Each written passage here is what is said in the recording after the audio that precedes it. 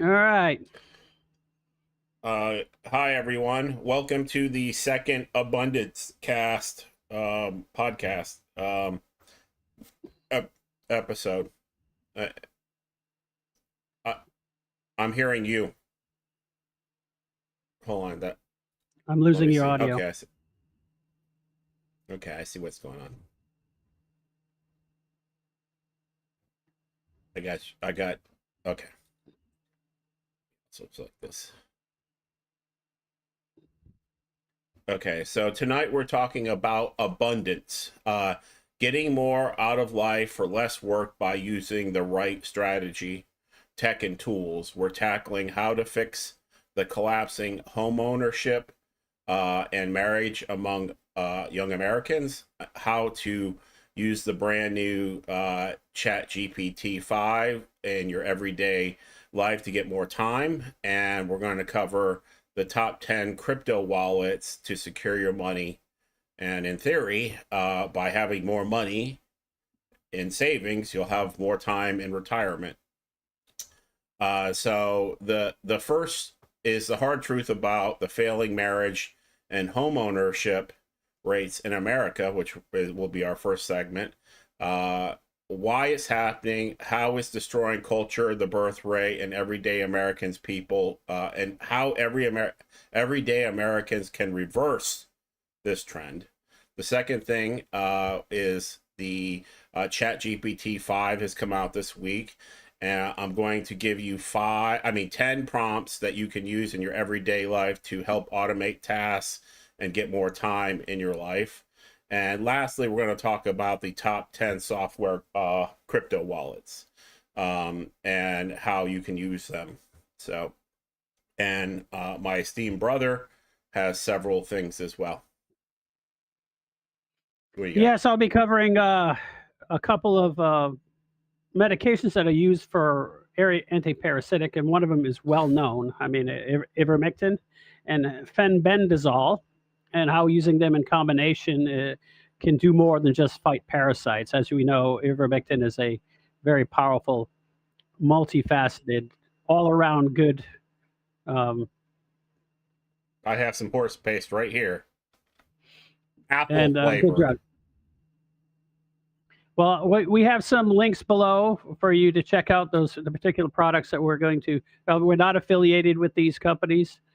They're just basically for your information, for your benefit. So, um, and I'm going to cover when and if Alberta joins the U.S. USA, not the U.S. U.S. is D.C. government, but the USA, United States of America. What will be the benefits or the downside of that financially to us? And not I'm not talking about any political commentary on what I think they should do or shouldn't do. I'm saying if it does happen, what will happen to us, the American people, if that occurs. Other than that, Okay. that's what I have. I say go ahead, Mike, with your first topic. Robert's in the chat. He says hi. He's been waiting patiently for us. Um, so a little bit of an overview. Since the 1950s to now, oh, hold on, let me turn off the volume on that.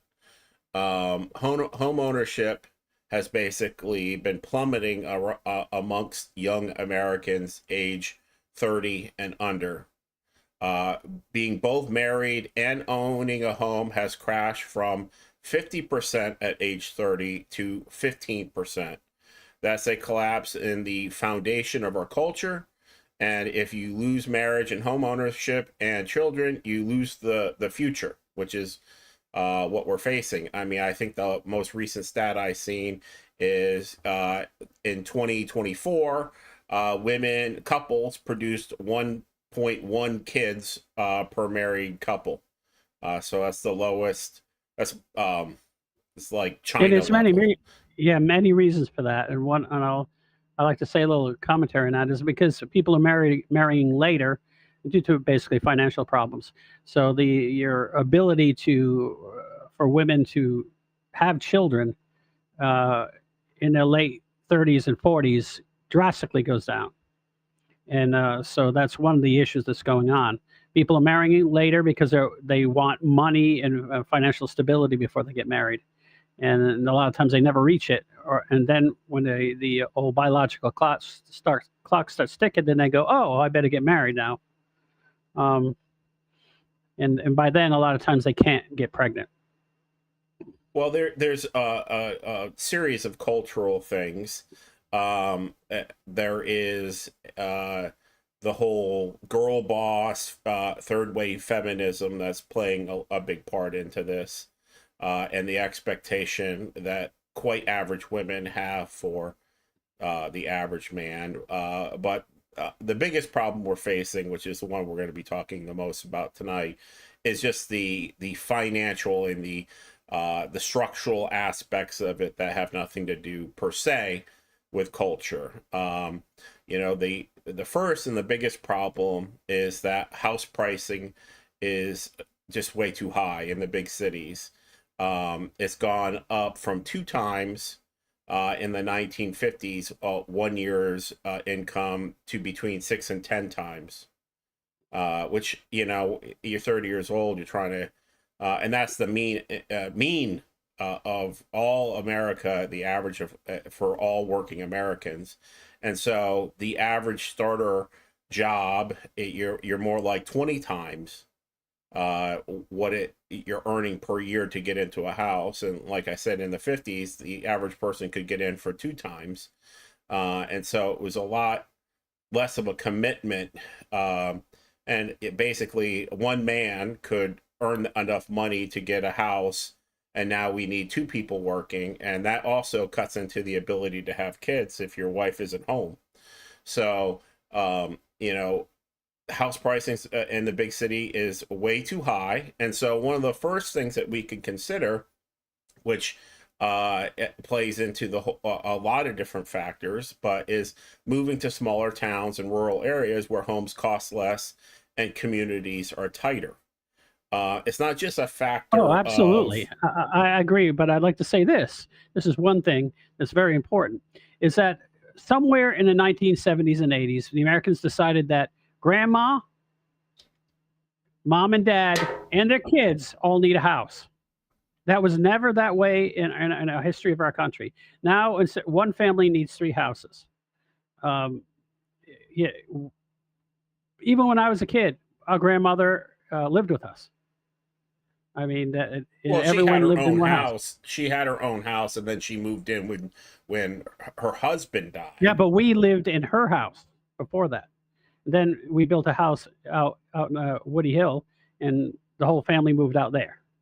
And of course, she would go between her sons, back and forth between her sons, and babysitting the kids. But that was common back in the old days, and that's not that long ago. Back in the 1980s, where the whole 3 generations lived in one house. That was normal. And now everyone has their own house, and how everyone has to have their own house, and the prices of houses are crazy. If everyone just went back to that model, I know, oh, I don't want to live with my parents, but you know, oh well, buck it up, Chuck. And the the price of housing would definitely go down then. I mean, Yeah, we have too many. The other aspect is we have about 60 million illegals living here, so that doesn't help at oh all. no, because once you get above a certain threshold, it bumps the prices up, geometrically. You know, if we can't produce the houses quick enough, then they go up. Yes, and so the first thing that I considered when I was considering issues is obviously moving out into the rural area again, maybe bunking up with grandma, but in addition to the fact that um, we're living in the big city and the houses are more expensive, we are also, much like my brother was just saying, we're all in a community of one. It's you and your husband, and you don't interface with other people. A lot of times you're not participating in the community. In a big city, there is no community. And so you're not going to church, you're not doing the community events. And so people that might know something to help you Like, here's a cheap house that I could rent you, for example, or here's a cheap house I could sell you. People, because they're not invested in the community, are not getting that kind of information. There's nobody out to help you because everybody's out for themselves to make as much money as possible. And so it's in a smaller community in the rural area, you're almost forced to be more interested in your neighbors. And so you'll own faster and have lower expenses if you live in a rural area. And if you're living out in a rural area, you're going to live where you actually get to know your neighbors. And they might have some positive things to offer you. It's really hard to get to a community feel in New York City, or let's say Dubai or something. Well, any place where So there's socialism versus conservatism, like when you go out in the country, people want the government away from them. They want people out of their business. And people in the cities want, just like that thing that you sent me, the comedian, they want everyone in their business. They want to their be business, in exactly. They want their business all over them, and so it breeds reliance on the government and using the government as a hammer to get what you want, and that is just that's going to drive the price up of everything every time. And it's just dumb. So yes. move out to the country, eat a lot of peaches. You feel priced out of home ownership entirely. And so some of the things, and people have all these grandiose ideas of what their first house should be. Some of the things you could consider is starting small. My father, as Tony was saying, he bought land and didn't move directly into the land. It was a step-by-step process. So he bought land, then he built a home. And you could do the same. You could buy land. You could get a fixer-upper and something that isn't great to begin with, and work on it. And you could get involved in buying a duplex and renting out the other side. These are not the most attractive ideas, but that was another thing in the 80s and in the 70s, that everybody wasn't rich. Everybody wasn't keeping up with the Joneses. Everybody didn't live, like in my area, everyone has to live in Lakewood Ranch. And yeah, it's great. You got every imaginable restaurant, you got every imaginable creature comfort and store and all that stuff, all within walking distance of your house. But the houses are 800,000. They're That's for a 800,000, 3 bedroom. and you got all the what do you call them? The community watchdogs over there telling you what type of flag you can fly in your front yard, and and if your mailbox is 3 inches too low, it, Right. you have it, and no backyard to do anything with. You have to put these huge fences around yourself so no one can see you because you don't have any privacy. So it's Right. you know yeah, that's not for So, me. and that's less of an issue in the country, or if you're doing a more modest property. But starting modest and uh, investing your time and effort into your property over time, and you slowly work up the ladder. But everybody wants to move into not a starter home, but a retirement home as soon as they move out of mom and dad's. And like my brother was saying, everybody is um, basically doing their own thing. Everybody's out for themselves, and there's no community. So another major problem is the marriage rates are falling, and dating feels hopeless. Basically, we're entering into culture where everybody has got there are sex lives on some sort of app, and it's the swipe culture, I guess. You meet people, but you're not meeting people that are of any kind of merit. You're meeting people uh, basically to hook up with them, and so you want to quit the swipe culture and start focusing on meeting people at churches, at local clubs, volunteering. You know, and of course, obviously, doing more community things with your friends. And even if you're another thing is you can even, if you have the right group of friends, you could even buy a home, or start off that way. Nowadays, people, I mean, my sister bought her first house with her best friend, and then they had a divvying up process at the end where basically my sister bought her out, kept the house. But so there's lots of ways to get into homes, but it all starts, I think, with being closer to the community, a community of any kind, particularly the church. And then, if you're volunteering for things like Habitat for Humanity or whatever, you're going to run across various opportunities. If you're plugged into the local real estate meetings and stuff like that, you're going to Rotary know Club, the people. business societies, computer clubs, theater clubs. There's all these people varying jobs. They have various skills. There'll be anyone from doctors and PhDs all the way down to people who are unemployed. And these things are great. You get to know a lot of very talented people, and Yes. and they have connections, and they know what's going on. Yes, it's amazing. This before there was social media, there was just social, and that's what I'm saying is you ditch the computers, you ditch the social media and your cell phone, you put that down, and you try to focus on actual real world things. And the younger the better. That you want to get involved as soon as possible. But young people have gotten quite fearful of social interaction in the real world. And the people that aren't are basically 180 degrees out on this other side of things where they're completely nihilistic and amoral.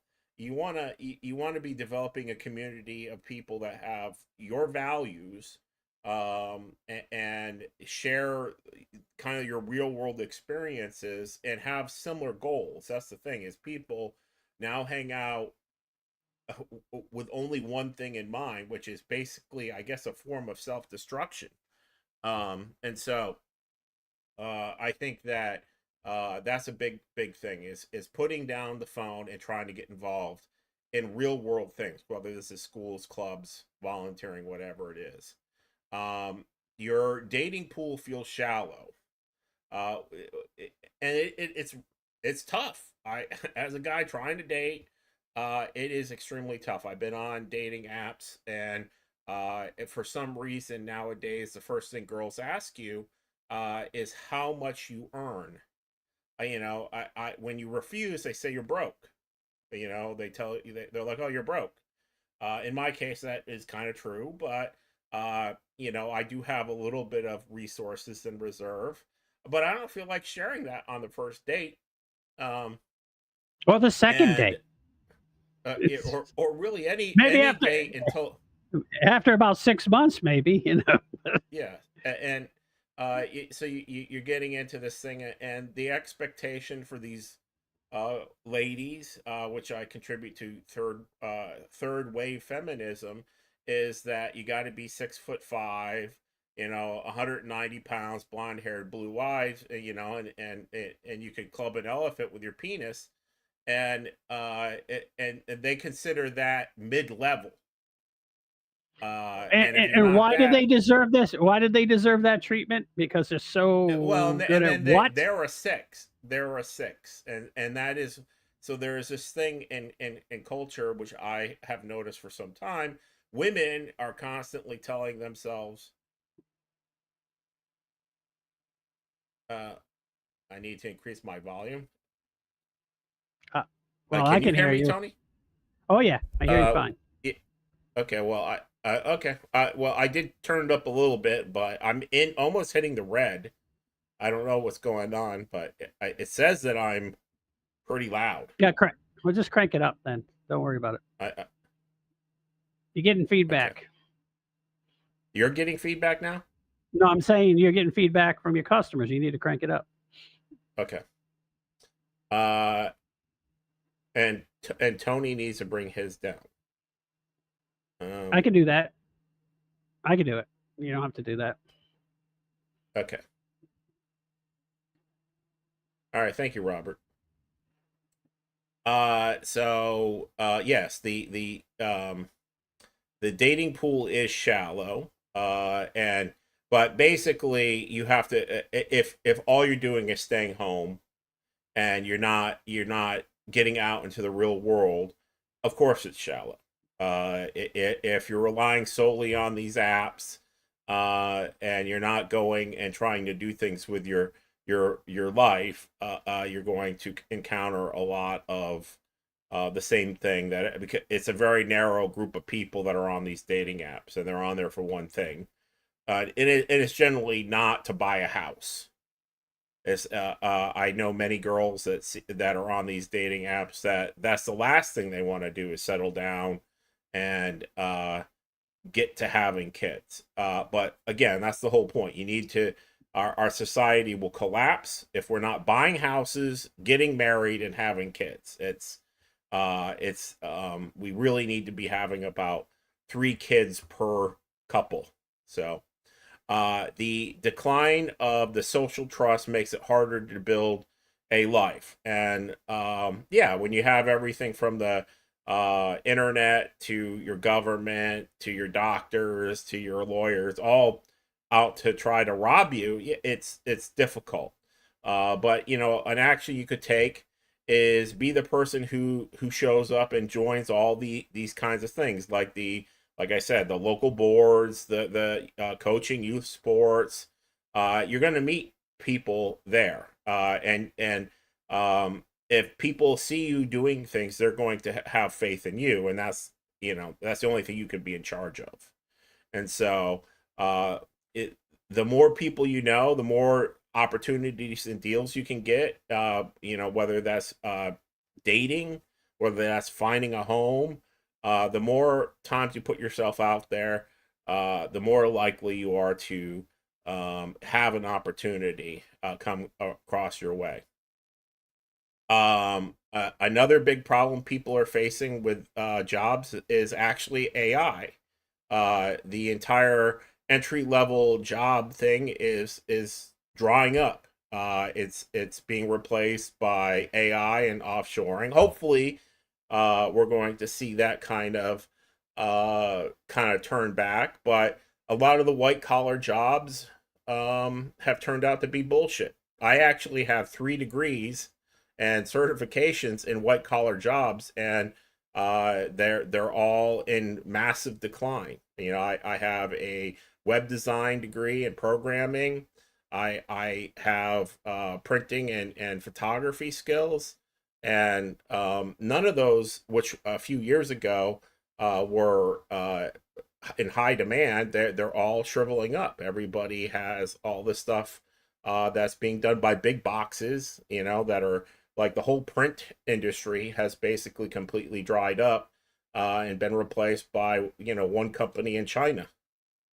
And so what I see is the way to go if AI is taking all this stuff is actually go back to more practical skills like carpentry, welding, AC repair. Machine, Unfortunately, machine tooling for the high tech industries.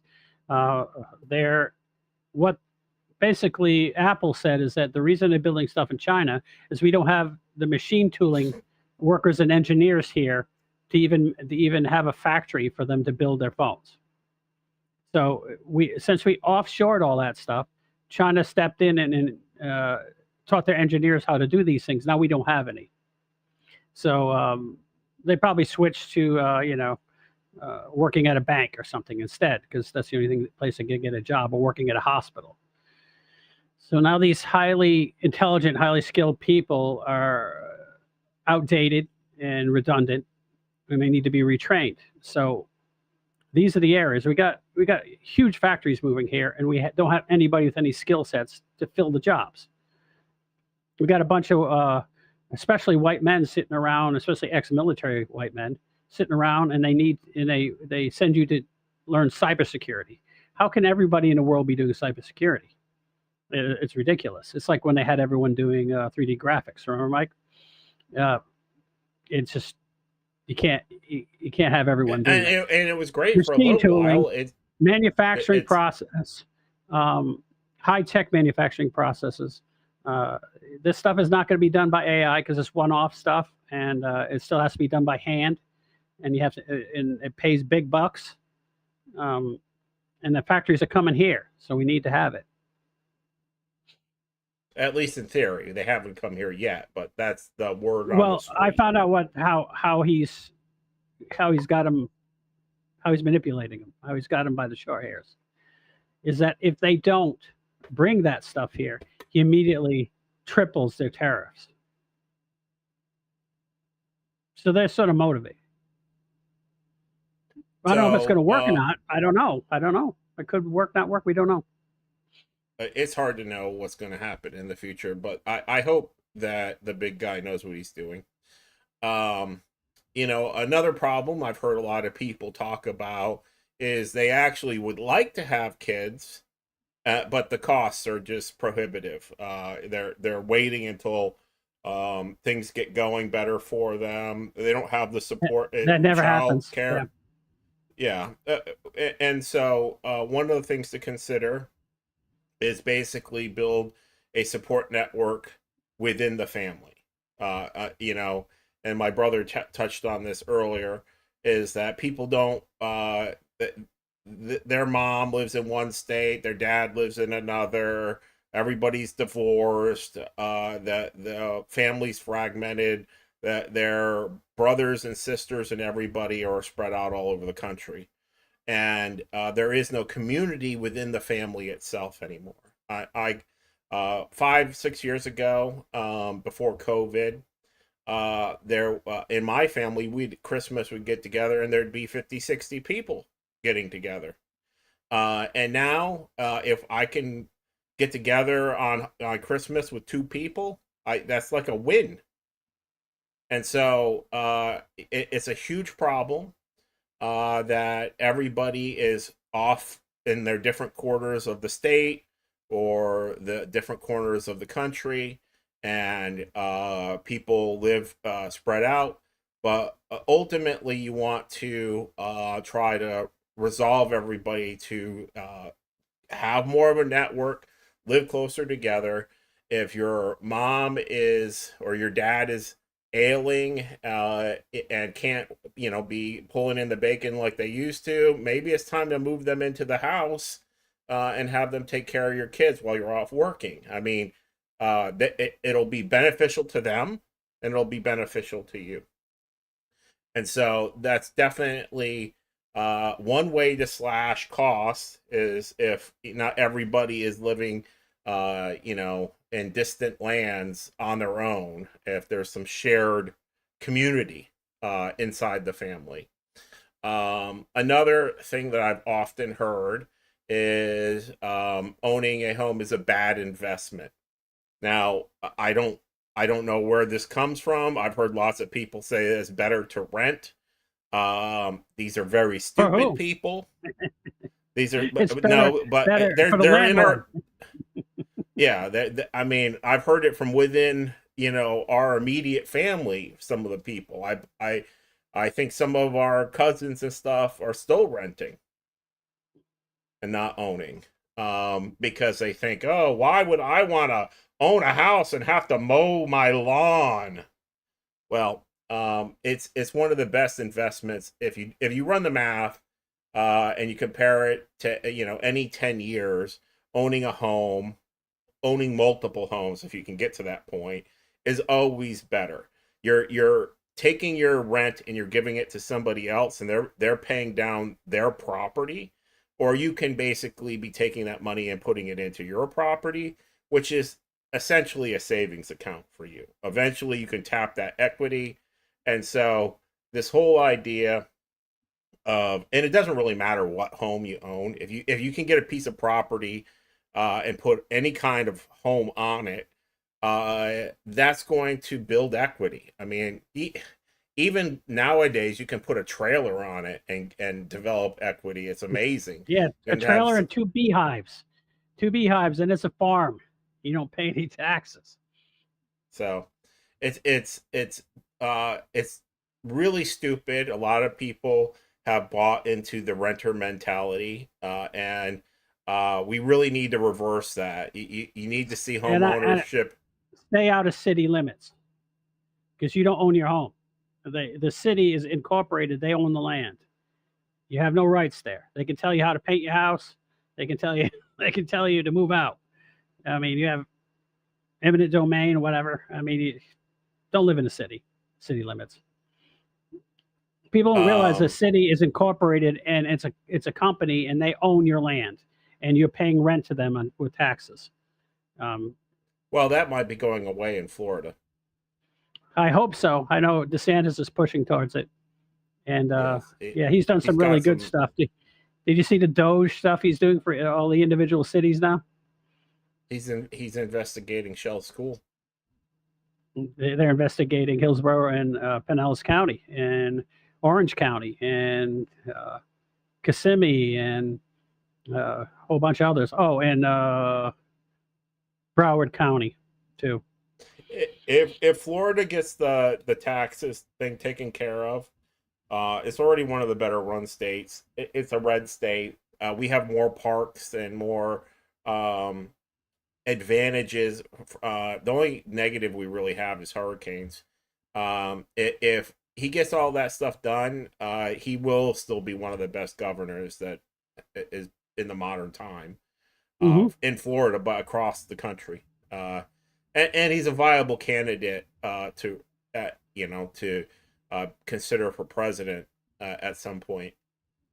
So the major thing that I hear from a lot of people, which is a self-inflicted wound, is the feeling of isolation and not being supported by anyone. Uh, the first question I'd ask is, who are you supporting? Who are you helping out?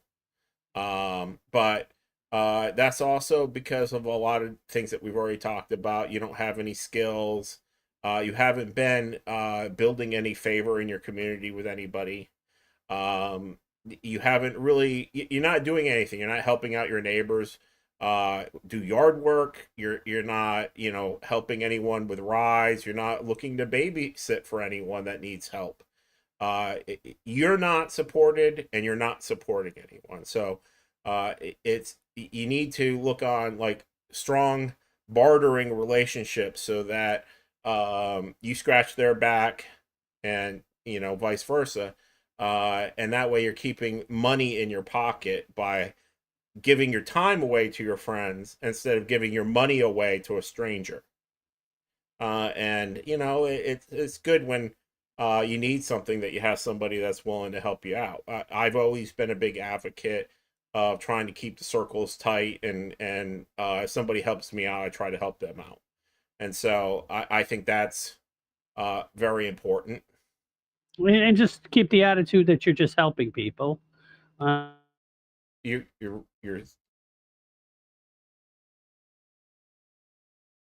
oh, he must have had a lightning strike. We're in the middle of a bad electrical storm. Hopefully he'll come back.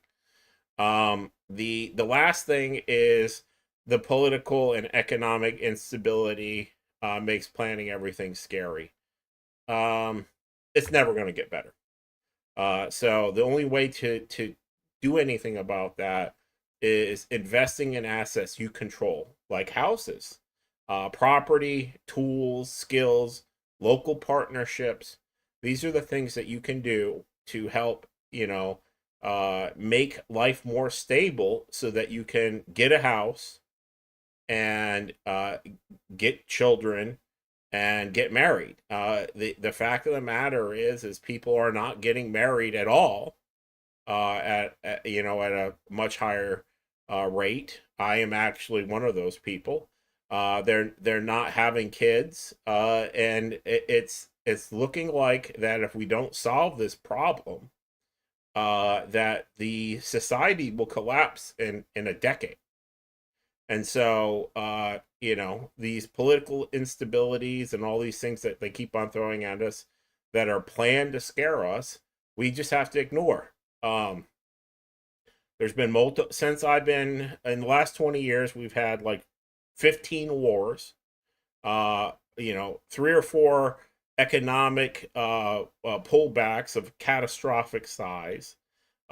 presidential assassination attempts, you name it, pandemics, multiple pandemics, in fact, and yet um, we're still here, and the world still seems to be spinning around the big fiery globe in the middle of the solar system. So uh, if you're waiting for these things to fix themselves before you start anything, you're gonna run out of time. And you can't control DC, but what you can control is yourself, what's in your garage, what's in your bank, and the people, most importantly. So to sum this up, is there's this big fall off in society. And hold on, it's my brother. Hello. uh, okay. Well, okay. All right, bye. Yeah, he lost power. He says he's things are booting up. So um anyways, I have included a guide of ideas that I have attached to um the stream, that breaks down some of my thoughts, some of the notes here. I included them in a little more detail, so that if there is an interest in these ideas, that you guys can take a look at them. But I will, since we're waiting for Tony to return, he's actually got a segment of his own, but we'll jump on to my second segment while he's figuring that out. Um, so what I wanted to do is not just talk about the new features that are coming out on this software platform or that platform, but to basically have a guide that you guys can take away and execute. So I'm going to talk a little bit about the new release of Chat GPT-5. It just was released 2 days ago, and it's very powerful. It's got a lot of new features, but I took the time to try to think about what things I use it for, and I included a top 10 idea of prompts that, if you want to look on the stream, you can take a look at and download. It's a document, a Google document with some ideas that I came up with that you can use. But ChatGPT 5 is finally here after basically 6 months of hype, and it's a major leap forward. It's a unified multimodal model. It has a huge token window of between 256,000 tokens to up to 400,000 tokens in a single context window. What does that mean? That is 400,000 tokens is the equivalent of roughly 300,000 words, 350,000 words. And I don't know off the top of my head how many books that is, but how many novels? We'll ask the internet.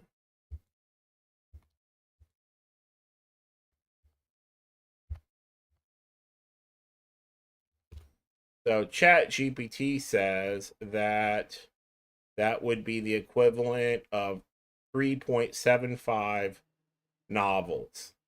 So quite a bit. So this is a huge, I mean, I think before it was like 75,000. So it's a massive jump forward in terms of the amount of tokens that it keeps in memory all at one time. So basically the equivalent of 3 novels plus.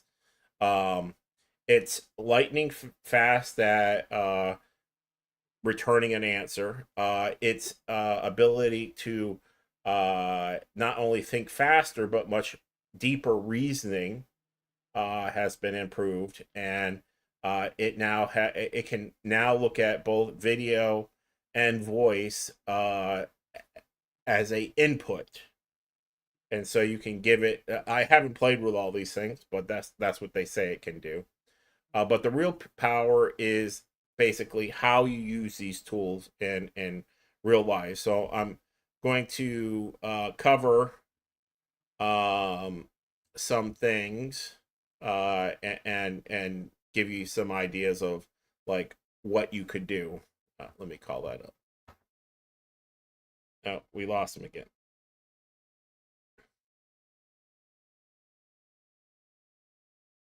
So there are a whole bunch of different things obviously you can do, but and again you can download this. Can Are you you? hear me, Mike? Yeah. I lost the internet like 3 different times. I came back on 3 times and it just kept shutting back off. So hopefully it's on for good now. I guess we had a power surge and it shut everything down. Do if I send you the PDF for um these 10 prompts, see if you can get on and use Chat GPT on your computer Sure. and see Go. log Yeah, go ahead and into it. send them. Yeah, I will. And so what we'll try to do is demonstrate some of these prompts. But let me just send that to him real quick.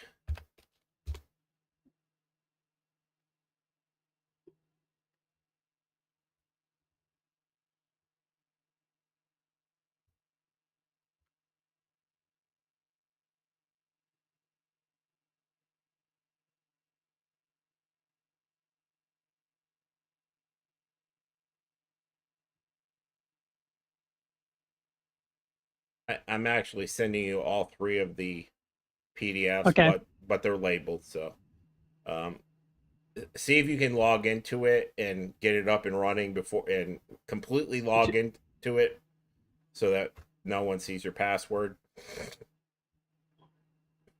And then I'm in Chat GBT right now. okay, click on the top. It should have a list of models. Does it say Chat GPT-5 at the top? It says introducing Chat GPT-5. Okay. Try plus. Well, you Okay, don't so need to. this You're in there I, as long as you're in. You'll just have a limited amount of stuff. okay. So you might run out, but so one of the things that I use it for various different things, but a example of a prompt is you take all your bills together and you have you can take a picture of them, or you can have them as PDFs, or even you could load in your bank statement, and you ask it to look at your monthly banking statement and categorize the spending and give me 5 ways to cut $200 without lowering the quality of my life. And Chat GPT will do that for you. You can ask, let's plan a weekly family dinners. Number 3, copy and paste that prompt into Chat GPT, just the plan, all my family dinners for the week.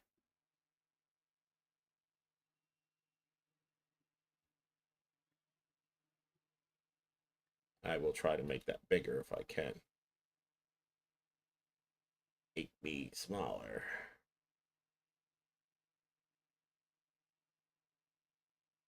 So, I mean, some of the things that I thought of is organize my entire week, including work hours, family events, errands, and downtime, and give me a simple checklist I can follow for each day, prioritizing balance so I don't burn out.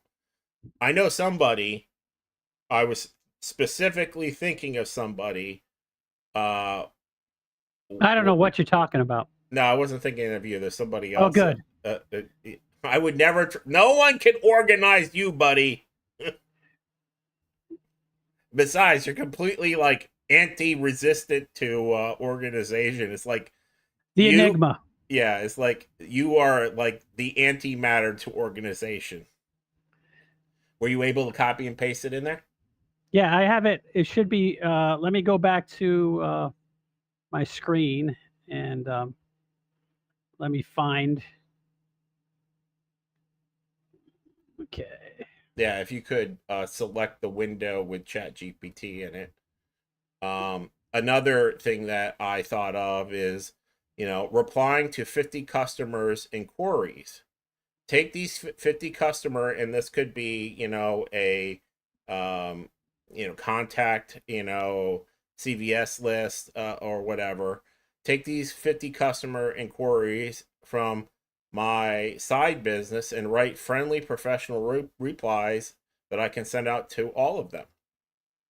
So you can take all, and essentially you could actually, if you didn't know, you can actually hook up Chat GPT to your Google accounts or your calendars. So There's a that prompt, and then we can show you the results whenever you get ready, Mike. okay, yeah, do the results. Okay. I got it. Build a week-long dinner plan. Here we go. Fast. All recipes under 30 minutes, affordable, $15, so on and so forth. Organized comes with a combined grocery list. Day 1, penne pasta diced chicken. There we go. Day 2, sheet teriyaki salmon and vegetables. Turkey taco night for day 3. So it goes all the way, And it gives you and then everything. it gives you a grocery list, Yes, and everything. so you can take these simple prompts that I have put together, and I admit I could have done more. I was kind of rushed, and I was just trying to slam together any kind of ideas. But from creating 50 custom emails for your customers, finding side hustle time without burning out. You can review my work schedule and suggest the best time blocks to run my side hustle without burning out. If it's hooked up to your current calendar, like your Gmail calendar or your whatever, if you there's also the Apple versions, it can actually, and these connectors are inside. You click on your settings and you can basically give it permission to look at your calendar, to look at your Gmail account, and it can not only read your client list, like you could have a special section that you've pulled out for these various things, and if you have another one you want to run, Tony, just feel free to pick one that you think is interesting and rerun it. Find a side hustle time without burning out. That's what I'm going to do next. Step by step appliance repair. Walk me step by step through repairing my home appliance and whatever it is with the tools I already own. So you tell it what you got, and it gives you basically, you tell it exactly the product you have, and it walks you step by step through the process of fixing your toaster or fixing your washer machine. Um, you know, you can have it request landlord repair legally. Write a polite and firm message asking my landlord to fix specific issues within 7 days, citing local tenant laws. Um, it will know, as long as you tell it where you're located, it will know all the laws that are pertaining to your particular state, county. You don't have to look anything up. It's got a PhD degree level in every academic discipline. So a PhD in nuclear physicists, PhD in writing, PhD in computer repair. I mean, it's everything. So what did you get? Okay, it says side hustle time blocking plan. Goal. Maintain at least 1 full day of rest per week. Work in short, intense focus bursts to protect energy. That's what I do. Keep evenings mostly free to avoid burnout. Baseline assumptions. Full-time job, Monday through Friday. Side hustle, 5 to 8 hours a week to gain traction. Your healthy family time takes priority. And so it went through all this stuff. You know, Monday, rest, recharge. Tuesday, deep focus on priority side hustles, client outreach and production marketing. You could also put what particular side hustle You're doing, obviously. you're doing, and then it will break that out for you. If you're going to be doing, say you're going to be bird dogging for real estate, or you're going to create a product, so you're going to be You've beekeeping. decided to make a web channel. You know, you're Yes. doing live streaming for some reason or another. You know, let's put that in there. We need that. Let's work on that one right away. So this is, the more specific you get, the better a plan you'll get. So the more idea exactly what you want to do, the better this plan will get. So if you do a little, this prompt is wonderful, but it's a catch-all prompt. And if you want to put your individual ideas in there, which you want to side hustle on, it will work it out for you. And what do you think? I mean, obviously, I don't think you've ever done anything like the specific question before, but what do you think of not only the result, but the question itself when we're talking about coming up with these ideas? Like, do you think the list of ideas that I came up with are valuable? Well, they're valuable, and they're broad enough that you can tweak them to make them work how you want. Right. Just use your creativity. If you want to do a side hustle plan for 3 months, you know, for 90 days instead, and you want it to be a specific type of job, and you also want to have your workout, you know, fitness schedule in there too. Right. And the more information you give it, the more it can do. So if you hook up if you have a robust calendar, and you allow it access to that, it's going to be very specific to you. I mean, if you give it your exact client list, it's going to do a lot of. You can ask it to research everybody in your client list. Hey, tell me details about all the public details on these 50 people. It'll go through your entire client list and tell you know, what their business is, everything about them. You want to sort your 300 contact list and reconnect with them. It can do that. And it can do so many other things. I mean, this is really just a very basic starting point for people to think of. Everybody is using ChatGPT to answer a question. Hey. Okay, let's take this one for example. You know, everyone's using ChatGPT and so they have a lot of these things in there. Let's take the prompt that my brother just wrote and put in there. I only eat meat and greens, like say someone who's on some sort of carnivore diet, and then you can plug that into there. So let's try that and see what happens. And also put in addition to that, like a specific calorie count that you want to achieve. Okay. And again, it has access. It's been trained virtually on every piece of data that isn't behind a firewall on the entire internet. So that's all of Publix's entire grocery list, like every item. And so you can say, even more specifically, you know, what grocery store you want to shop at, like Aldi's. Give me and it's got to be from Aldi's or Publix or whatever.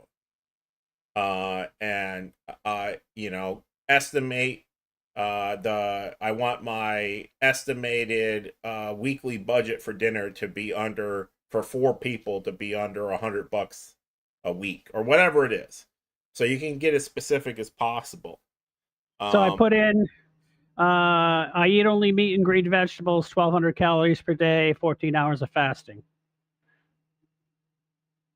Include before you do that, include a Publix. Yeah, Publix. Yeah. All yeah. or Aldi's, or shopping whatever you want to do. It's your shopping at Publix, Aldi's. Aldi's. Is that how you spell Aldi's? I don't even. I've never been there. Aldi's. I hope you illiterate bastard. It'll fix it. I don't know if it's right or not. So yeah, just run it. It'll figure it out. Okay, let's. I never correct anything. I write stream of conscious. I don't even use periods. So it says meeting your eating needs, meat and vegetables. Keeping the meals under 30 minutes. Yeah, you totally misspelled all these. You nincompoopery. Garlic, chicken, and green beans. That's not a bad. I would eat that. Beef zucchini skillet. I'd eat that. Salmon and asparagus. I'll eat that too. Pork chops and broccoli. This sounds like dinner at my house. Chicken and spinach stir fry. All right. Burger lettuce with lettuce wraps. Shrimp with veggie saute. No potatoes though. Aldi, they got Aldi spelled right. There's. And does it give you at the end of the day like how much it costs? That's another thing you could ask. But you can ask it to put together. You tell it you want to build an exercise routine for yourself. You got 20 minutes in the morning. You want to design a weekend trip local to you for you and your family for under $200. Your family of 4. You can really get crazy with I like to on weekends. I want to do something every weekend. I don't want to be spending $200 or $300 to eat lunch and go do a activity with my family or friends. And so I almost use exclusively ChatGPT or Grok to help plan the thing. I specifically ask, hey, what are the top 10 things I can do for free on Sunday between X and Y time?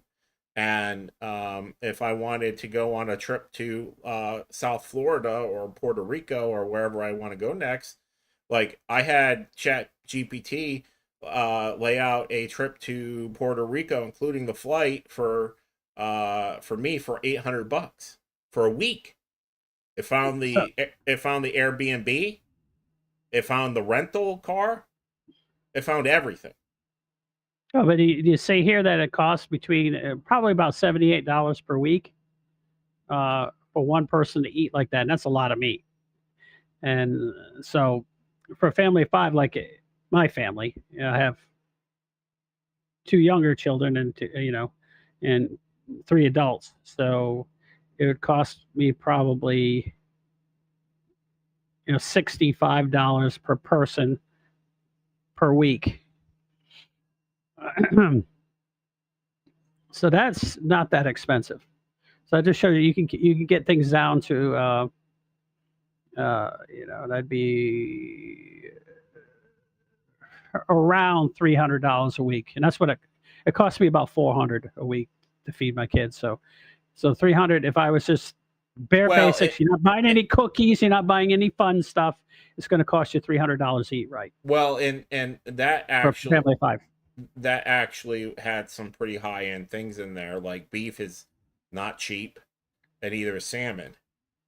So you could actually set a budget and say, hey, how can I keep it the same but cut out cut that down to $60 a day. Yeah, cut out salmon and put in chicken thighs instead. Yeah, or whatever it is. And the point is in this world of everything that's going on and everything costing so much, these kinds of tools, if properly leveraged, can help you save a lot of time and a lot of money. I mean, one of the things that I really like to, and I think anybody who's smart should adopt it, is getting, writing things to people.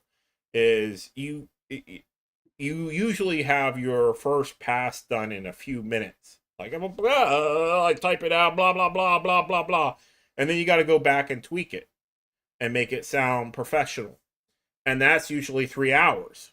So, um, you can to put in all the proper details and all of that stuff.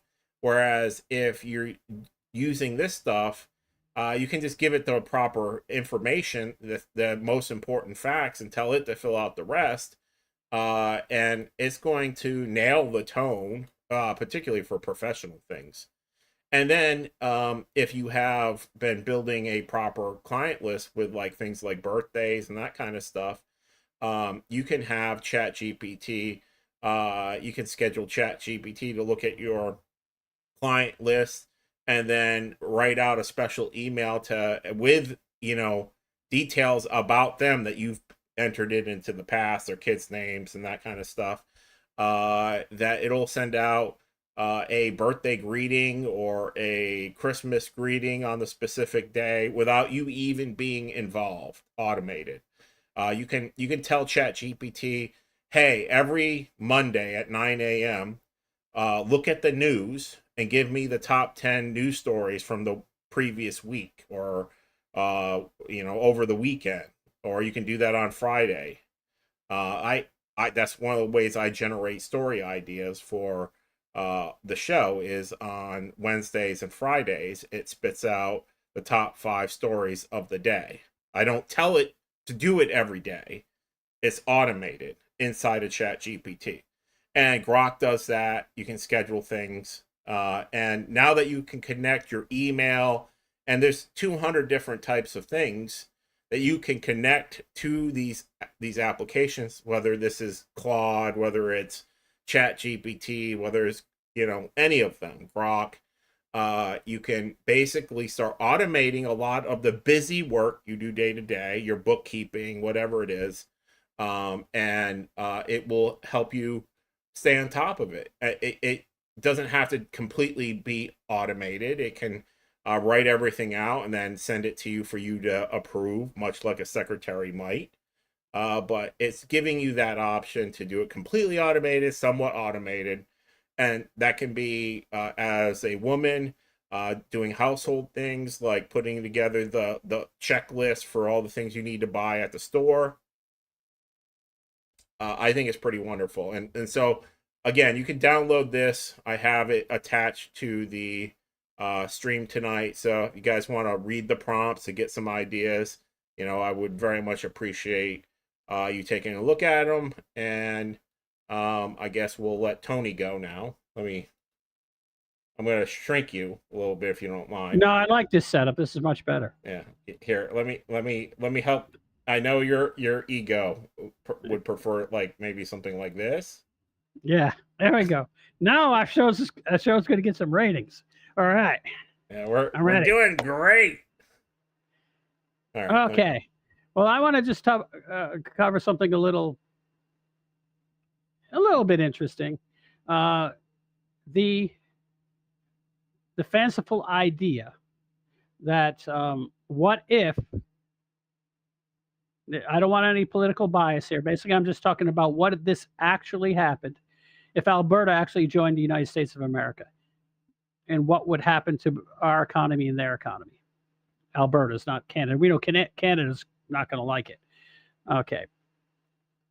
So how is it going to impact Alberta first? Alberta's economy is heavily its resources is mining and oil, and also they have a lot of farms and stuff also, and they raise cattle.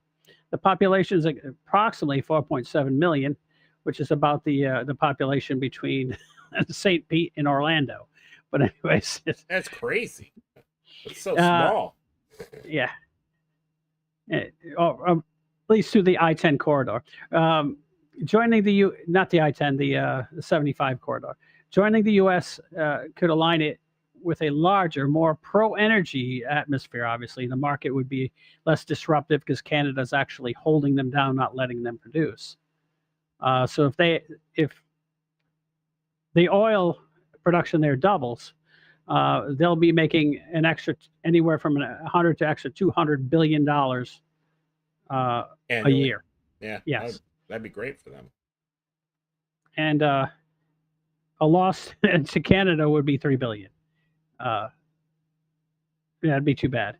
The GDP in Alberta and as it is in Canada right now is 340 billion. If they join the United States, it'll be around 500 billion, just with the oil. The GDP per capita will go from 72,000 to 80,000 per person, and so the average Canadian who lives in Alberta will be making more money than the average American. Unemployment rate will go from 6% down to about 4%. The Inside of Alberta? Yeah. Well, and it's going to get even worse because the lefties they will leave because they won't like living there. So the per capita income will go up again because when you lose socialists, the dollar amount per person goes up because they're a drain. Energy exports will go from 4 million barrels to 5 to 6 million. And they predicted that it might even go as high as 8 million barrels. How it will affect their politics? They will gain 2 senators if they become an American, one of our states, and 6 to 7 House of Representatives based on the population. It's similar to Kentucky. It's conservative leading, 60% support right-leaning parties, and they would add to the Republican votes and influence energy policy. Governance shift, the provincial powers would be transitioned to state level with federal oversight by Washington. Sovereignty trade-offs, greater autonomy in energy, but loss of international voice. I don't know how they're going to lose international voice. They don't have any now. They can't even talk to Ottawa. They can't even talk to Ottawa. Alberta would no longer be participating in Canadian foreign policy. Anyways. Yeah, because it's such a massive say. It's an outlandish say that Canada has on the world stage. Yeah, they have so much power. Everyone, when Canada shows up, everyone starts shaking. Anyways, their graphics. Influx of U.S. immigrants looking for oil jobs. There'll be an increase in population between 10 and 20% there. Lifestyle change, adoption of education. They won't have to learn mandatory French anymore, and that's always a plus. Yes. Media could accelerate culture Americanization, whatever that is. They say the crime rate could go up and homicides would go up, but nah, it wouldn't. It's white, rural, farm country. There's low crime out there, and if you go out there causing problems, they have backhoes. They'll just dig a hole, throw you in it. And they'll be allowed to have guns again. So what if it became a territory? It's already big enough to be a state. It's big as Kentucky, or Tennessee, actually. Tennessee. Well, it's not necessarily it might be advantageous to have a area attached to the United States that was something like Puerto Rico. Oh, they'd have to apply for statehood. They'd have to sign up with the contract, but they'd be, since they already have an operational government, it'd be like how quickly Texas became an American state. It took them 3 days to get approval. I don't know, but I wasn't. It didn't take very long. I mean, they already had a government running, and everything was civilized there. So they just, oh yeah, you're a state. You're a state, and you're a big state, so we'll take you. The resources, the oil sands, 170 billion barrels recoverable there. And that'd be adding 300 to 400 billion to the U.S. GDP refining.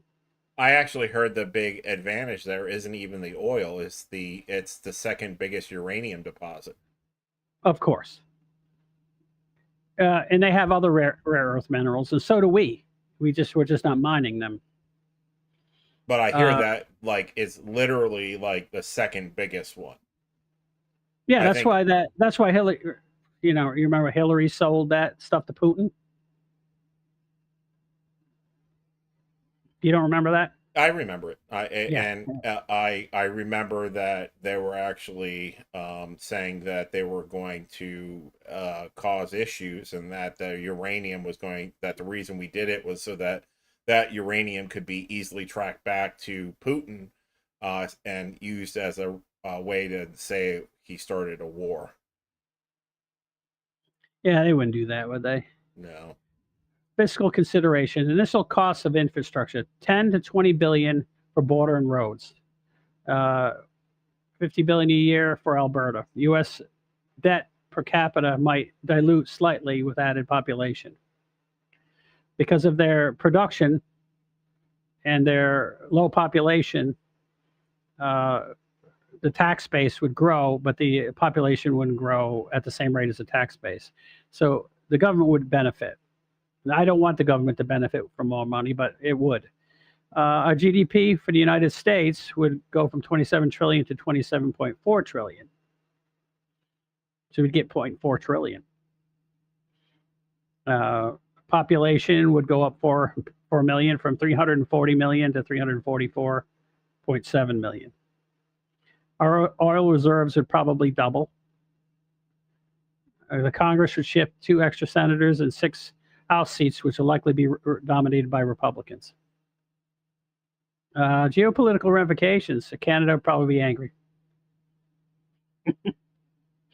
Well, I mean, it's their own fault. A lot of the problems that the left is experiencing seems to be because they flew too high to the sun, and have been too domineering, and now everything is self-destructing because they had this view of themselves that they just didn't have to have anybody else at the table. They were detached from reality. The reality is that no one liked what they were pushing, and the there most of the issues that they were taking, as they were saying, they're taking the 80-20. They were taking the 20. 80% of the population didn't like it, but they were taking the 20% who did like what they were doing, and that's a suicide. And they didn't seem to learn anything. So financially, they've ruined themselves. Not just Canada, but unfortunately, the people who like socialism also have bankrupted themselves now. Yeah, it looks like that that's been playing out in Europe, in places like Germany, Brazil. These places are imploding. Um, I'm not sure. And the socialists in our country are imploding financially. They don't have any money anymore. Yeah. Well, speaking of that, you've seen that Disney took a hard hit this week. Did you see that? How could they take any harder hit? I mean, they don't have anything left to hit. What did they do? Well, there was a actress named Gina Carano. Oh yeah, she won. That's right. Yeah, and Yeah. I mean, I was a fan of her when she was fighting, when she wasn't an actress, and I liked her as an actress, and I liked the show that she was on. It was actually decent Star Wars. Hmm. And the director he's not a liberal. He's actually the same guy that did Iron Man, the first one. As the director of the show, and it had that same feel. It was energetic. It had good comedy, but it also had heart. It was probably peak Marvel, and this was peak Star Wars. It felt like the original trilogy almost. It Hmm. was a bordering on that. And she ran her mouth saying that being a conservative was kind of like being a Jew in 1933, and they canned her for it. How dare you say that? And No analogies. You can't use analogies. yes, and so it took a long time, but she apparently beat them, and they settled. For a So lot. yeah, I hear it's a lot. I've heard it's 50 million plus, and she's getting her job back. So she wasn't even making Oopsie. she wasn't making $1 million a year on her show. She was she was really a very small aspect of the show, and not a very high paid actress, and so she's now the highest paid Star Wars actress of all time. And now think about it. What'll happen is there'll be a lot of knock on. What do you call it? That's what I'm hoping for. Sort of like What the do you call Sydney it? When Sweeney thing. multiple, yeah, the multiple class action lawsuits because you can't fire people on their political beliefs. And you can fire them for poor job performance, but you can't fire them because they like old videos of Ronald Reagan. I mean, and that's what they're basically doing. It's how dare you say that you're being treated poorly? No one is treated poorly as the poor Jewish people in World War II. And that's not a reason to fire someone. This is an analogy and an exaggeration, Well, it was that she was. hyperbolic description of how she's actually being treated. It's the same reason that Sydney Sweeney is being canceled right now. Is everybody knows that she voted a certain direction, and that this show is about freedom of expression of whatever you want to do. So of abundance of opinion, as much of as anything, and when you start limiting the options, you always get the same results. You get. And then if you have an opinion, you have to be able to back it up with back up what you're saying and bring the receipts. And it's not good enough just to say I believe in that because I believe in that, and what you believe in is evil, and and then start calling people names. What do Well, they call speak that? for yourself. Resorting to character assassination and making fun of people's looks and everything else, rather than having actual facts. I mean, that's a logical fallacy. I just resort to, no, I can't say it. Can't say it. You're turning over a new leaf.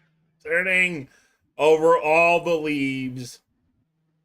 Anyways, yeah. So, so in conclusion here, I just want to say this directly: Alberta's departure would shrink Canada's GDP by 15%, and they can't, since their GDP hasn't grown in 20 years. If you add in inflation, the economy's been shrinking every year. Another 15% shrinkage, and their humongous amount of social programs, this is going to disappear into their own butthole. They'll have to perform, and I'm not dying. I hope they make it. I hope they work hard and actually get off their butts and start thinking about their future, rather than if climate change is some ultimate model for business, because it isn't. So I don't know if I want them to any part of Canada to join. I see obviously certain benefits. It seems like we would benefit quite a bit. There's other places I would like to see join the United States, like Greenland, but I see more opportunity there and less hassle. But whatever. I mean, if it happens, I will. have they? Speaking on that, have they voted for their independence yet? I know they were voting on it. I haven't heard anything since the beginning. They're voting on it. Yeah, so I don't. I haven't heard anyone talking about it, so it must either have gone poorly or hasn't happened. Or Alberta has taking over the news cycle while Trump's doing. Look over here while he's manipulating in the background over there. You know how he is. Right. He causes a controversy, then goes work on something else. And then they go, what? Look at another magical thing happened while we were away during the weekend. He ended another 30-year war. Mm-hmm. But we're not talking about that. So, no, we don't need. Are you good on that? I am good. We can move on because I just wanted to entertain the idea to see if it was viable and how much it would help both countries, or actually Alberta and us, because they're not a country yet. Yeah, province. So the last thing I wanted to talk about was hot wallets, and what is a hot wallet, and why you should consider having one, and some of the ones that I have, um, I guess, good opinions of, and why. So uh, your digital wallet is basically exactly what it sounds like. It's a place for storing your digital assets. It's basically the equivalent of a bank, a payment processor. It can be a vault, and there are more or less two types of self custody wallets, and that's a hot wallet, which is a software wallet that's on a device that is attached to the internet. And then there is a cold storage wallet, which actually does not have a direct link to the internet. And so most people have both. And you could think of one as like your vault, the cold wallet, and one is more like your savings account or your checking account. And I basically looked at what I think are kind of like the top 10 uh, hot wallets that are out there and what they can do for you. So we're going to start with number 10, and I give it a rating of 7 out of 10. This is the first one is BitPay Wallet. I've used them in the past. I actually still have them on my various platforms. It operates on Windows, Mac, Linux, iOS, Android, and you can download it at bitpay.com. Its pros are it's got a integrated BitPay prepaid debit card. It actually supports quite a few different coins, but Bitcoin, Bitcoin Cash, and various stable coins. The con, I would say, is it doesn't have the most vast array of assets like some of the other ones out there. Uh, it's, I guess, chief attribute is the fact that you can get a prepaid debit card that you can use anywhere, that I think it's Visa is accepted. The next is the Edge wallet. It's I would say one of its downsides is it's sort of limited. It's only iOS and Android, and you can download it at Edge app.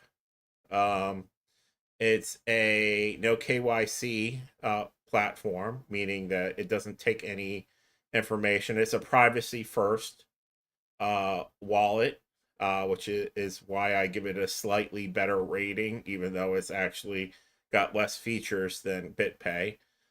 It's a multi-asseted support wallet, and it's got a built-in exchange. So it's got a DeFi exchange, and I give it a rating of 7.5. Uh, it was actually tough for me to decide which one was worse, or maybe they're all good. These are all 7 or above. These are all things that I have used and would recommend using for one reason or another. The main downside is you can't put it on a PC or a Mac, or any desktop, really. So number 8 is Guardia Wallet, and it's you can get it at guardia.com. It's on. What happened to you? It just stopped transmitting. I think you're now on your laptop. Your picture is Okay, completely I different. will fix that. Um, it's Windows, Mac, Linux, iOS, Android, and it actually has a browser extension. I would say one of its good things it is got over 400 assets that you can use within the platform. It's got a very easy interface, and it's got good staking options. Some features require fees. That's the big con. A lot of these, that's kind of some of the issues with a lot of these wallets is they have various fees for doing things. The Wasabi wallet, it's still it's looking very fuzzy, but whatever. The Wasabi wallet is for Windows, Mac, and Linux. You can get it at wasabiwallet.io. It is a Bitcoin only wallet, and it's privacy focused. If you're really wanting to keep yourself under the radar, this is a good consideration. I give it a 8 out of 10, which is where the majority of the and if I didn't say, the Guardia wallet is 8 out of 10 as well. MetaMask, it's been around a very long time. Almost everybody has used MetaMask. You can build it. You can have it on your browser as an extension, and so a lot of people have that if they're doing a lot of stuff on the web. Yeah, that's better. You're better now. It's a browser extension. It's at first. It's iOS, Android compatible. Its pros are it's the #1 for Ethereum, DeFi, and NFTs. It works with thousands of Web3 dApps, which is the future. Web3 dApps are basically a decentralized internet is coming. Not fast enough, in my opinion. Where it basically functions very much like Bitcoin, where multiple people are housing and running and confirming the status of the software. It's open source, and I would say the only con is it's really focused on Ethereum MetaMask, and so I think a lot of people have used it. It has a long and storied history. I've never heard anyone say anything bad about it, really, and so a good one. Coin OMI. I haven't actually used this one, but it's highly rated. It's been around for a long time, going on 10 years. It is Windows, Mac, Linux, and iOS and Android.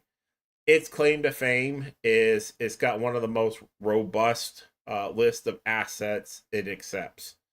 It's got over 1,700 plus assets, and it's got a built-in exchange. The downside is it's got kind of a funky old school interface. It looks like a 10-year-old interface. It does not look very modern, and so it kind of hurts it. But it probably has the broadest set of assets of any of the wallets out there, so you can get almost anything on it. Again, it's got a built-in DeFi exchange, so you can trade in and out of stuff without going back to a centralized exchange. And so that moves on to number 4. Again, it's the Atomic Wallet. It's 8.5 out of 10. And this is the Mike rating. So, and what makes something to me likable is that it has extra built-in features like swapping and staking. That it has a variety of assets, and that it's on a variety of platforms, and that I also favor or prefer things with no KYC, so know your customer stuff. Atomic Wallet is got over 500 assets available. It's got built-in swapping and staking. It's got a very simple to understand interface. It's great for new people. The Next wallet, which is I have not used, but it when I was doing research, it was very popular. It's a Bitcoin only. It's very lightweight and secure. It's multi-sig support, hardware wallet integrated. It's open source and is considered battle tested. It's been on the market since 2011. The only con is it's not a multi-asset supported wallet.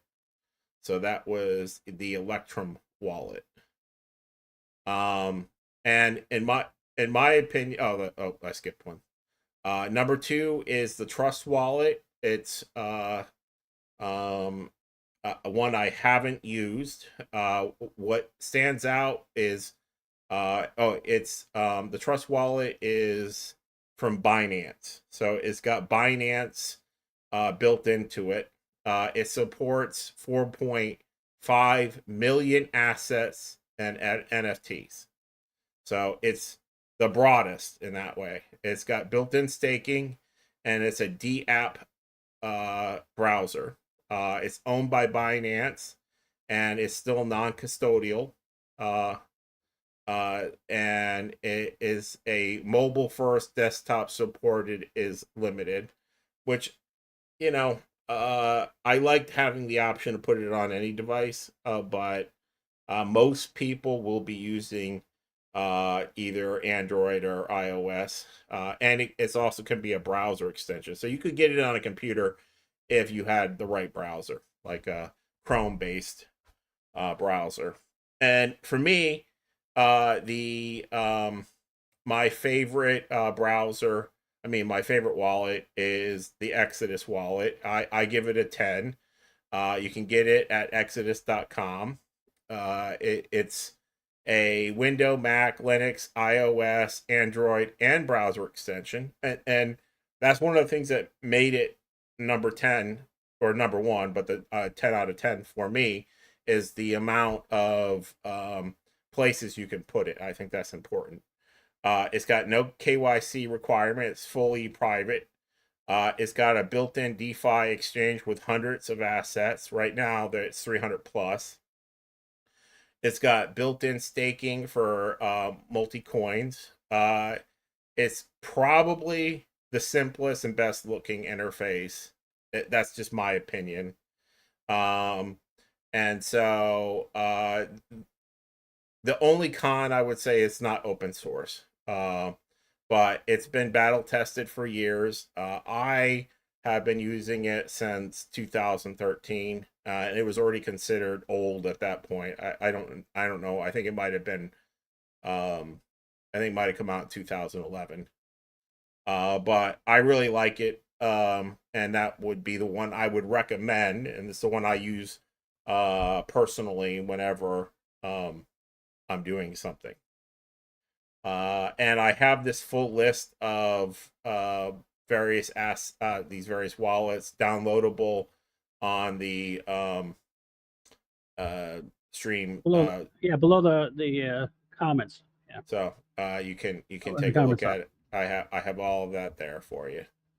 And one of the things I would say is people are very frightened, and they're not familiar with this concept of a wallet or having your self-custodial wallet. But it's definitely not going anywhere.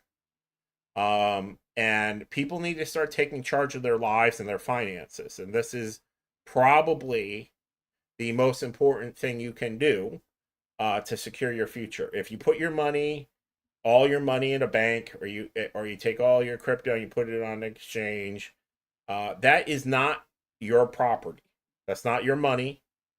It's somebody else's money, and they can decide to give it to you or not give it to you. If you have it on one of these wallets, you can, if things go south in that country or that state or whatever, you take your little hardware wallet or your little software wallet or your cell phone, and you fly to a different country, and you don't have to worry about contacting a bank. You don't have to worry about switching or sending it somewhere. It's already there.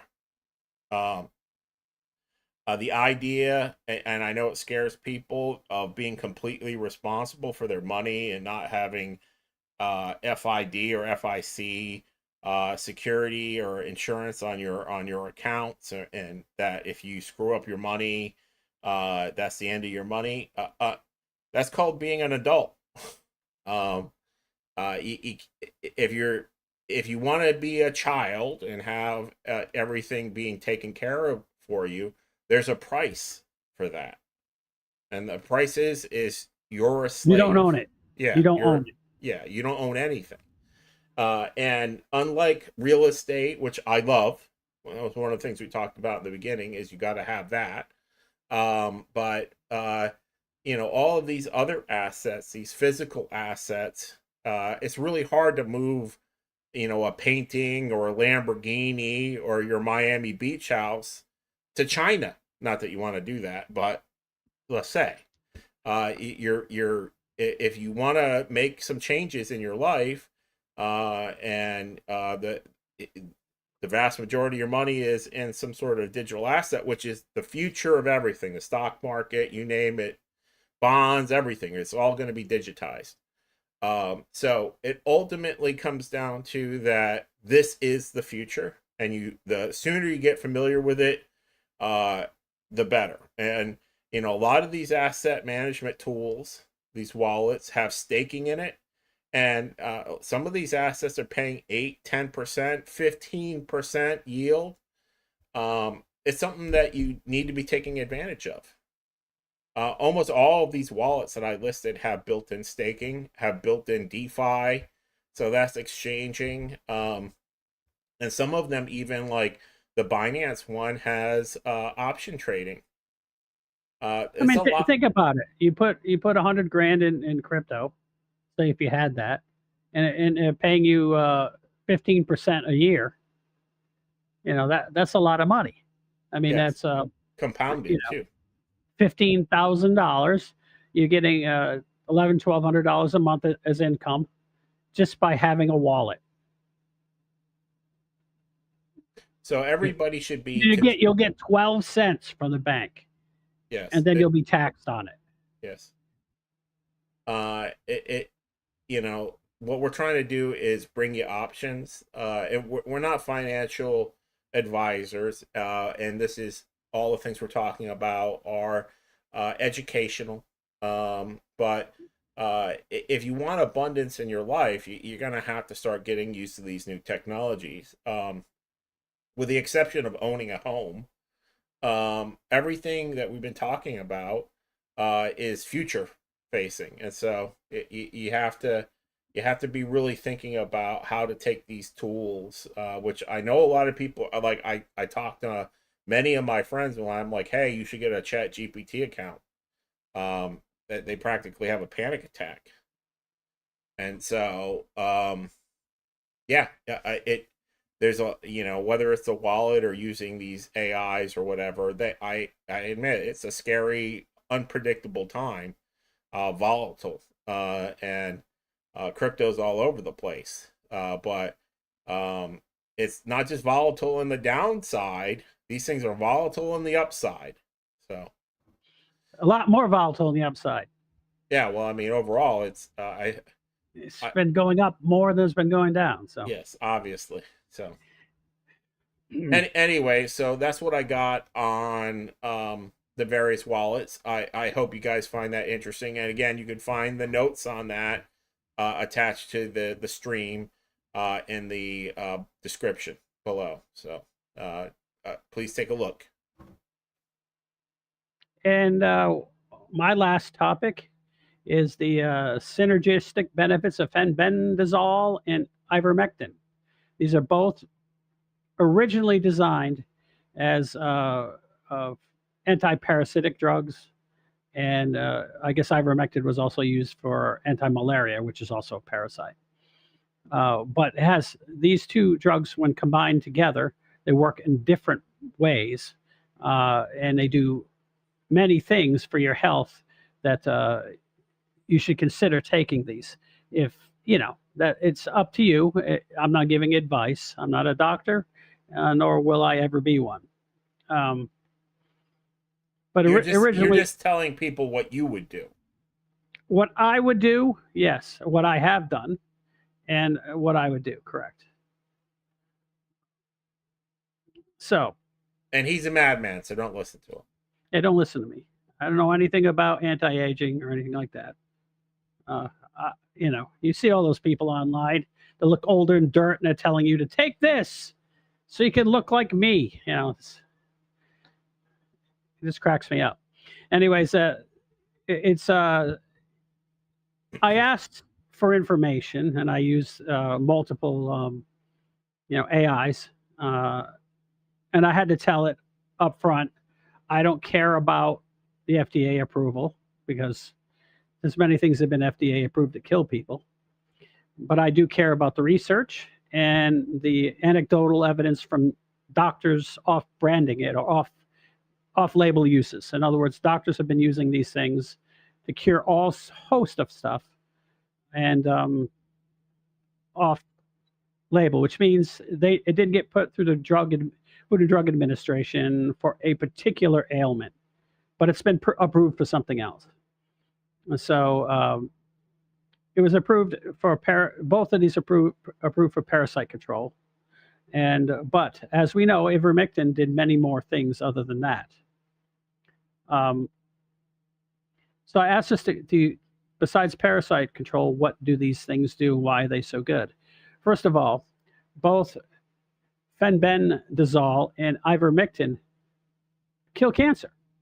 It's been proven, and it's been used off-label to kill cancer. And they both use different methods. And now in non-human studies, it inhibited tumor growth and prevented cancer, because they're starting to think that viruses, fungus, and parasites are triggers for cancer.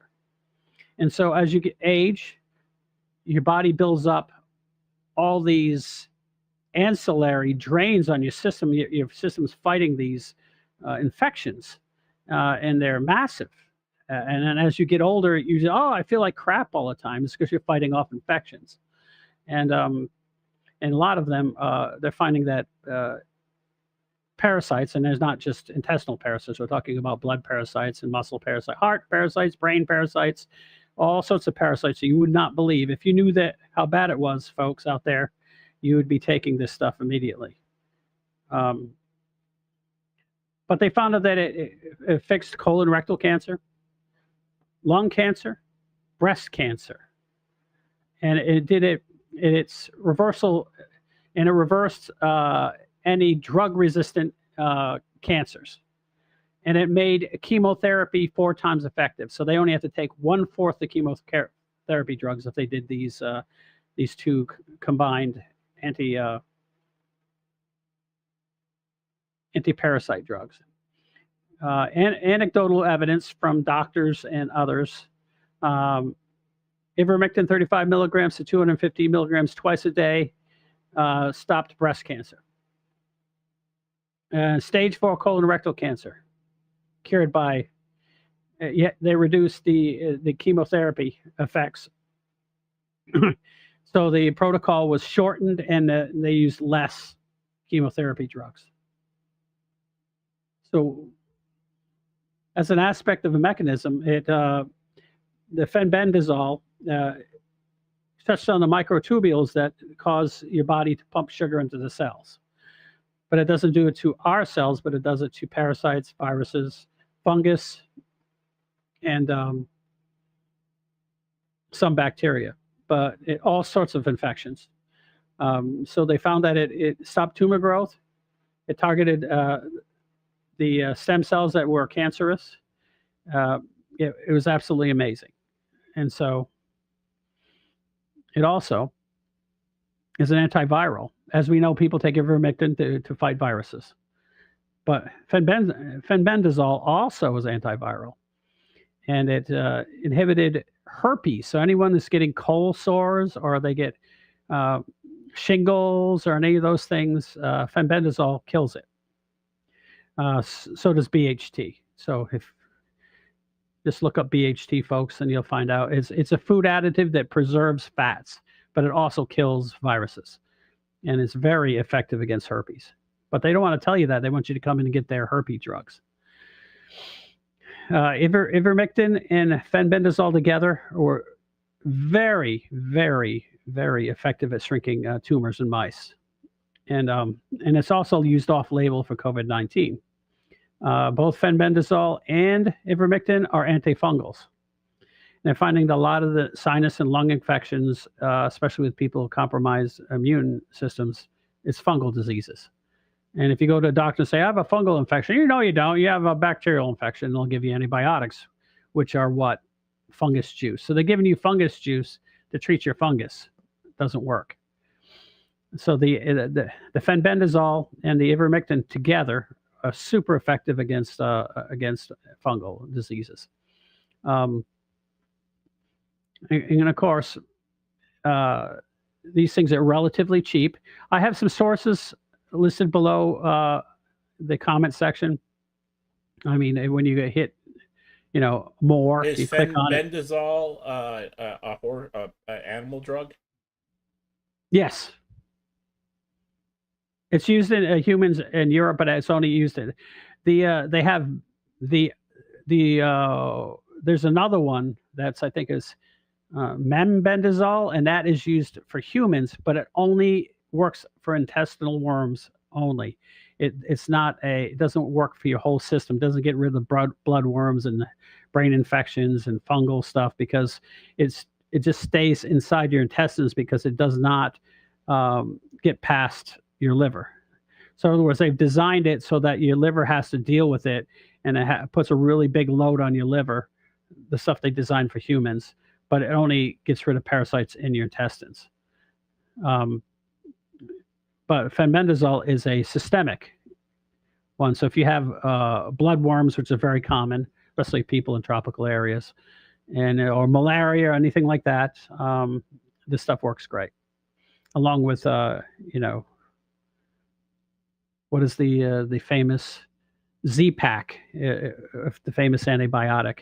If you use those with each other, then not only does it cure fungus, viruses, parasites, and then you have bacterial infections.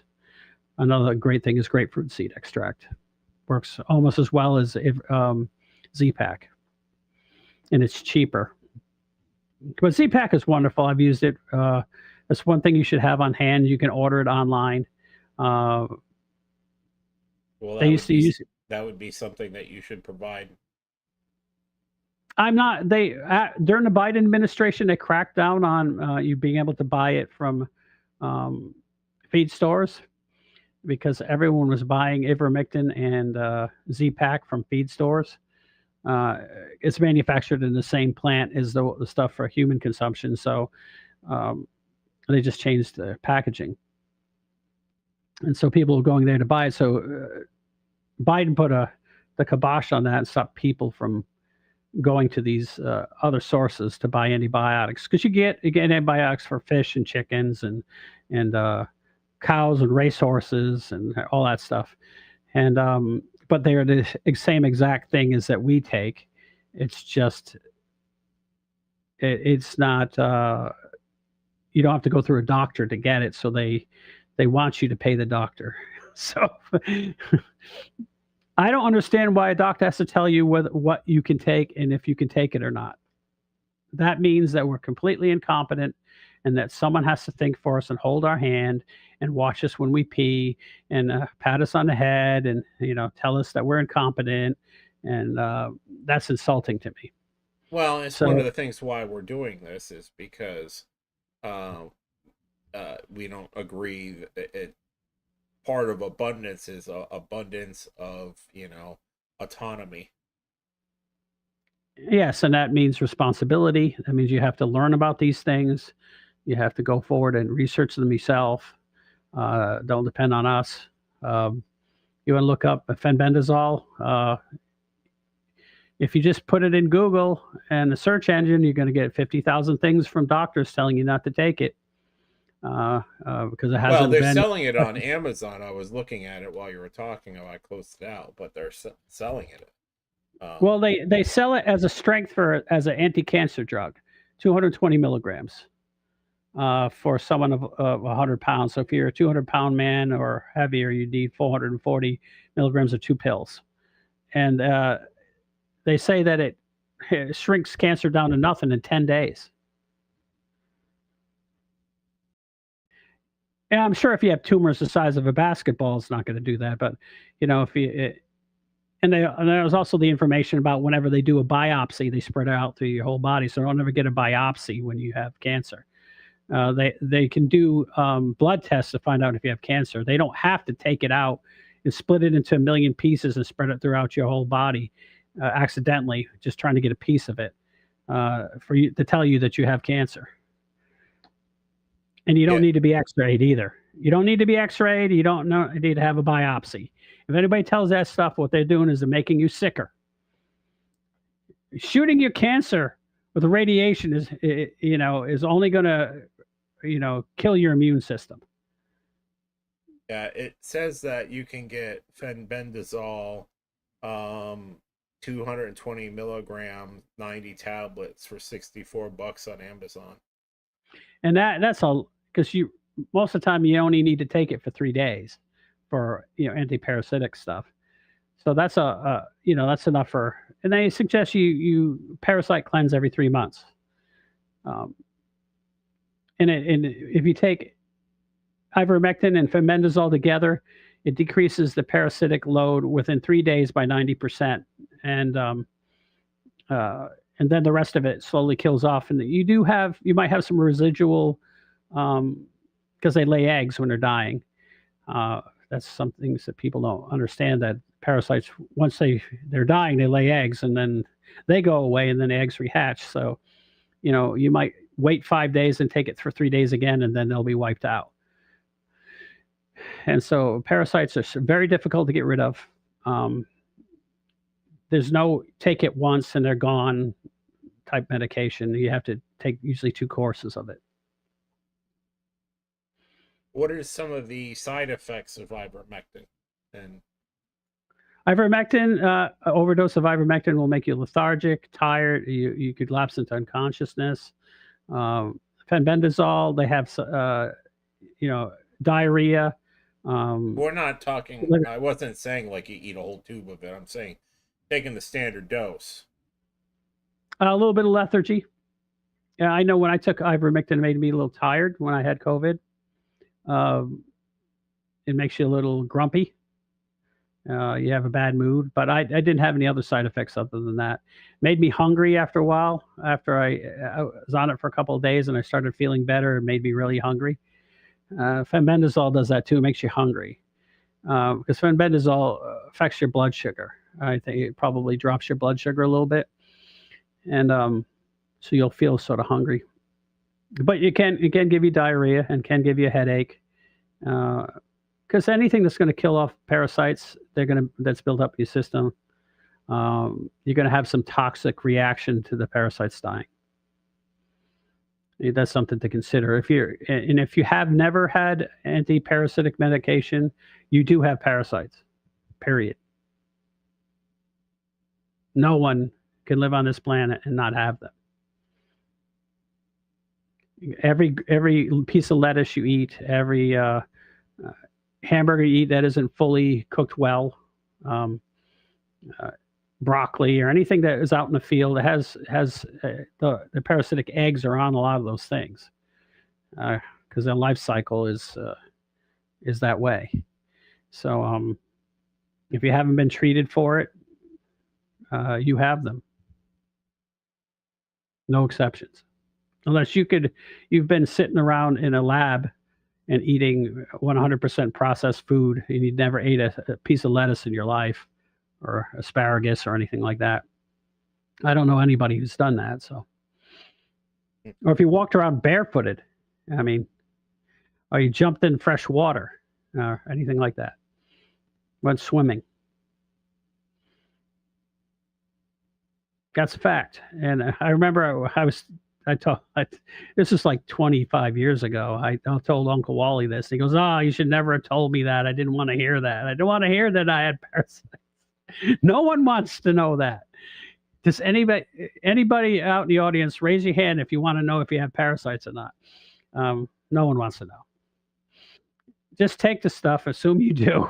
I'm not giving you advice. You can do what you want, but I'm telling you, there's about a 99% chance you have them, unless you've taken it before. Well, I read that online that it's actually about 30%, but Yeah, they tell you it's only 1% of the people have fungal infections. That's a lie too.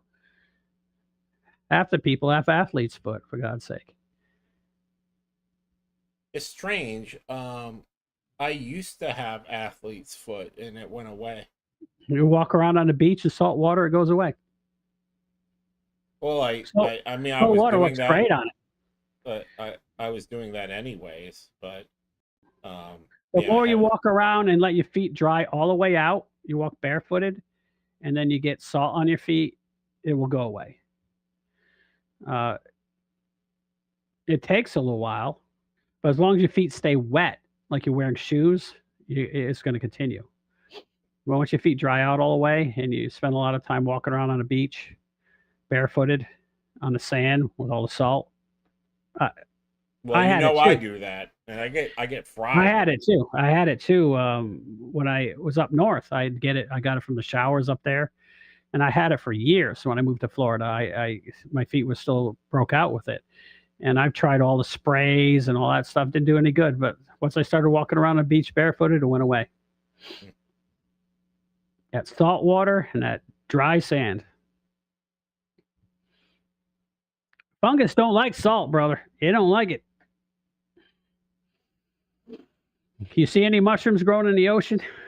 No, nope.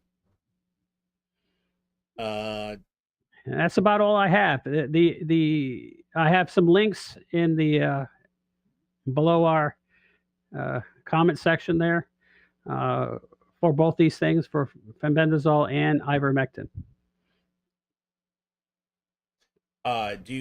Do you have to take both to get the any? I mean, can you just take one? Well, they use two different attack methods to get rid of the parasites. The fenbendazole is 99% effective. It kills almost everything, uh, including herpes viruses. Ivermectin uses a different method, so it also kills like fleas, mites, head lice, um, scabies. So ivermectin does other things. Ivermectin does, but most of those people have some form of that too somewhere in their body. Uh, but we usually have some of the good immunity fights off scabies and things like that. If you have a bad immunity, then you start breaking out with it. Like most people have rosacea and all that stuff. It's just scabies. They think it's they need some sort of medicine to stop their body from attacking themselves. You know, the uh, immune What is? I've never heard of autoimmune scabies. diseases. I've never heard of scabies. It's mange. Oh, It happens in humans. It happens in animals. Get it worse than we do. But when you see the people like people that think they have eczema on their elbows and their knees, it's scabies. hmm. They say that 90% of eczema is scabies, and they call it the 7-year itch. People cover it up. Like I remember, because Dad used to have it, and he would cover it up with plastic, put ultraviolet light on it. He tried everything to get rid of it. Eventually, after about 70 years, it will just die because I guess they get inbred and they die off. So they always call it the 7-year itch. Hmm. I guess they get inbred and then they just die on their own. And so people, oh, my eczema went away. Yeah, it did. They died. Hmm. It only took 7 or 8 years and it was all gone. One of my girlfriends got eczema. They were I mean, giving. you just magically get eczema on a spot, and there's nothing wrong with you. Well, That's a parasite. That's a parasite. I think she actually had something wrong with her, but she was uh, uh, drinking a tremendous amount, and I think she had liver damage, fatty liver. Started getting all sorts of autoimmune issues. Yeah, that's sounds like if it's a liver issue, that is not a that's not because we know a couple of people that had similar problems, and and it was drinking way too much sauce. I mean, it's massive amounts of sauce. It's bad for Uh, your liver. yeah. Shell was telling me off that Denny basically has some sort of cancer. It's in his arm, and the bone in his arm.